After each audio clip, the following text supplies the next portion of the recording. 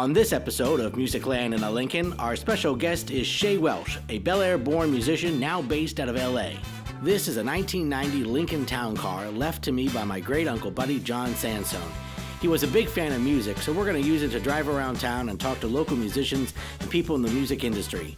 I'm Larry Noto, and this is Musicland in a Lincoln. Shea, thanks so much for coming on the show. Yeah, my pleasure. It's great to be back in Baltimore and stop out in Bel Air to see everybody. The old stomping grounds, right? Yeah, absolutely. So, you know what? We should start with our dads. Your dad was my history teacher at John Carroll. Wow, that's fun. Yeah. And then, of course, you know, you had a relationship with my dad. What was your relationship like with my dad? You know what, I'm starting to realize, like, talking about all this and, you know, stopping by the store before I came out, and just how special it was. Because, you know, when I was coming up, Bel Air was a small town, and it was the music store in town, and it was a big deal to go up there. It was like, you know, exciting to be playing music, and that's where I go to get the new books or for, you know, my trumpet or and then as time went on, you know, it was exciting to be a guitar player and to be, you know, go up to the store to get something new for the guitar. It was just like it was a big deal. And hey, Joe, thank you for having such a wonderful place. And I know you can hear me up there, right? And we all thank you, man, all the Bel Air people that, you know, were patrons of your store. It was just an amazing place and a community. You said he gave you some tips too, right? Well, Joe was never afraid to speak his mind. Right. So I can remember specifically one day I was in the store trying out new guitars and, you know, wailing away, and Joe came over to see what I was up to, and he's like, "Man, Shea, take it easy. You're just playing too hard. You got to relax a little bit." And you know what? I was sort of like, come on. And you know what? He was right. So it was sort of, you know, I think trying real hard to like get everything to come out, and you start to realize that that's not always the best way to get the results. Is some, you know, the idea of relaxing and letting it come out maybe came a little later in life, but I still see Joe in my head saying, "Man, you got to relax a little there, Shea. You're playing too hard." Your first guitar came from Musicland, is that right? I remember specifically buying a Kramer Pacer. Okay. From there, it had a Floyd Rose on it, so they were kind of the rage of the day. And you said it was like sitting on the corner? It was sitting on the corner all by itself on its own stand. I guess it was like the industry standard of the time. I remember, I can still see it sitting on the counter, and it was white, maple neck, gold pickguard. I can still see it, man. Right. So, and I remember walking the in. heaven shining down on right, it. and it was like, I gotta have this. You know, we all wanted to sound like Eddie Van Halen at the time, so you needed the whammy bar. So you're based in LA now. How did you make the jump from Bel Air to Los Angeles? I was offered a scholarship to be a teaching assistant and get my master's at USC in California, so it kind of fit into this idea of, you know, moving to LA, and so I jumped on the opportunity and took off for there. So I've actually all of a sudden been out there for 20 years. What are some of the other things that you've done out there?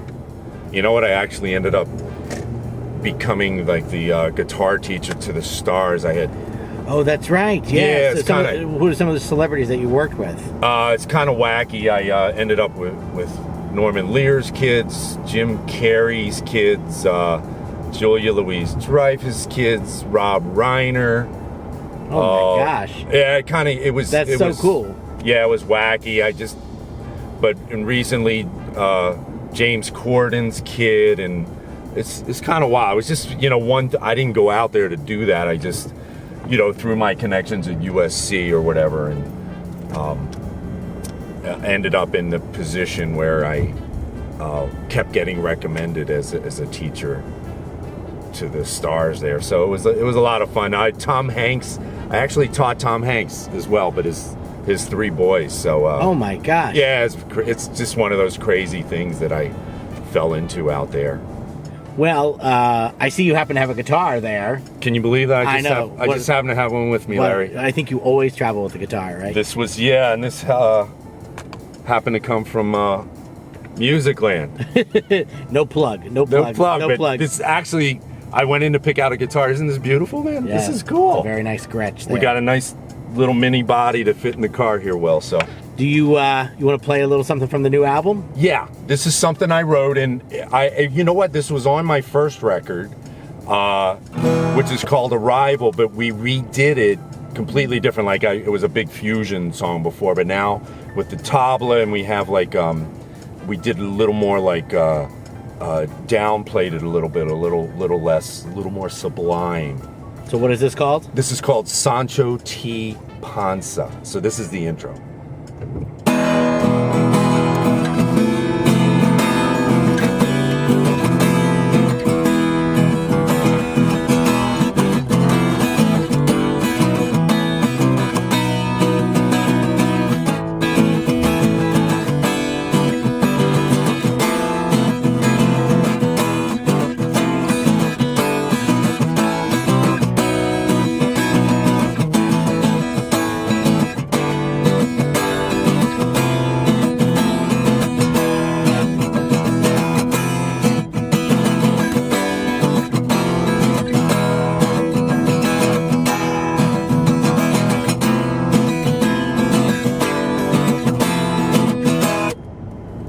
Very nice. Beautiful.